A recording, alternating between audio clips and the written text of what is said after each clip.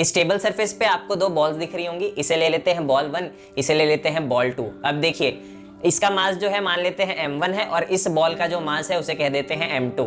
अब न्यूटन भैया ने ये चीज बोली कि अगर दो ऑब्जेक्ट हैं, दो पार्टिकल्स हैं जिनका कुछ मास है m1 और m2 और इन दोनों के बीच में कुछ सेपरेशन r है, तो इनके बीच में जो है कुछ फोर्स ऑफ अट्रैक्शन लग रही होती है और ये चीज जो है एक्चुअल में हम कहते हैं न्यूटन्स लॉ ऑफ ग्रेविटेशन।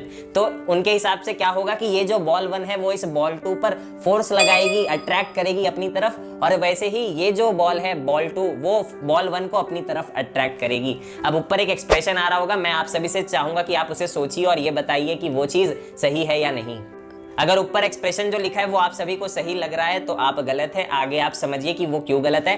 और अगर आपने कहा वो चीज गलत है, इनिशियली आपने समझ लिया कि वो चीज गलत लिखी है, तो आप सभी के लिए मेरे पास कॉम्प्लीमेंट है एक।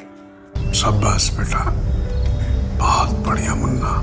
अब देखिए गलत क्यों है, क्योंकि ऊपर जो चीज लिखी है वो तब इक्वल है जब मैं मैग्नीट्यूड की बात करूं दोनों फोर्सेस की, बट ऊपर में मैंने वेक्टर फॉर्म में लिखा था फोर्सेस, और एक वेक्टर जो है वो इस तरफ है फोर्स का और एक वेक्टर इस तरफ है, मींस दोनों का डायरेक्शन अपोजिट है, तो F12 बराबर माइनस ऑफ F21 होगा। ये चीज सही होगी अगर वो वेक्टर फॉर्म में लिखी है। और आई होप सो ये न्यूटन्स लॉ ऑफ ग्रेविटेशन आपको क्लियर हो चुका होगा अब।